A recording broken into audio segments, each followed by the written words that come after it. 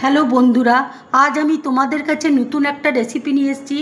আজ আমি স্ন্যাক্স বানিয়ে তোমাদেরকে দেখাবো। এই স্ন্যাক্স করতে দেখো কি কি লাগছে, তোমাদেরকে দেখিয়ে দিচ্ছি। এখানে দেখো 2 পিস পাউরুটি নিয়েছি, ব্রেড ক্যাম রয়েছে, এখানে কর্নফ্লাওয়ার আর ময়দা আমি নুন দিয়ে আর একটু হলুদ দিয়ে গুলে নিয়েছি। এখানে আলুকে সেদ্ধ করে আমি গ্রেট করে নিয়েছি। এখানে দেখো 2টো চিজ রয়েছে, আর এখানে দেখো সুইট কর্নকে সেদ্ধ করে রেখেছি। নুন আছে, ব্ল্যাক পেপার আছে, অরিগেনো আছে, চিলি ফ্লেক্স রয়েছে। এবার দেখো আলুর মধ্যে আমি সুইট কর্ন মিশিয়ে নিচ্ছি। আন্দাজ মতো নুন দিয়ে দিচ্ছি, ব্ল্যাক পেপার দিয়ে দিচ্ছি। এবার অরিগেনো দিয়ে দিচ্ছি, চিলি ফ্লেক্স দিয়ে দিচ্ছি, চিজকে গ্রেট করে দিচ্ছি।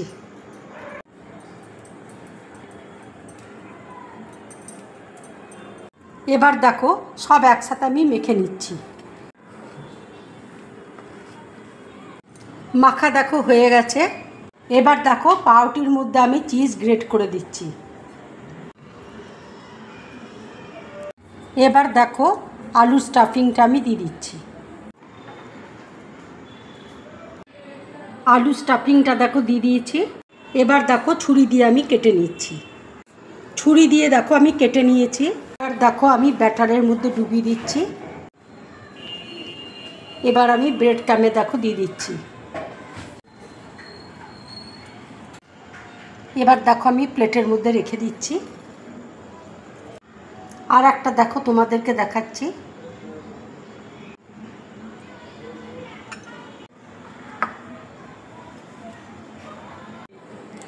আমি ঠিক এইভাবে তৈরি করলাম। এবার আমি আধ ঘন্টার জন্য ফ্রিজে রেখে দেবো, তারপরে ভাজবো, তোমাদেরকে দেখাবো। আধ ঘন্টা হয়ে গেছে, আমি ফ্রিজ থেকে বার করেছি। এবার আমি তেলে ভেজে নেব। কড়াইয়ে তেল দিয়েছি, তেল গরম হয়ে গেছে।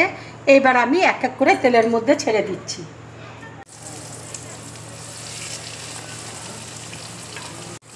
এই ভাজাগুলো কিন্তু আমি হাই ফ্লেমে ভাজবো।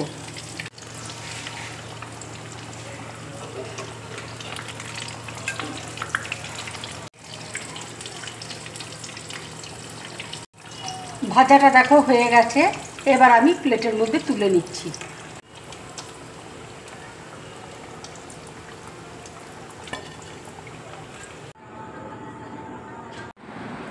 এইরকম স্ন্যাক্স বানিয়ে তোমরা সকালে জলখাবারে খেতে পারো, কিংবা বিকেলে চায়ের সাথে খাবে, খুব ভালো লাগবে খেতে।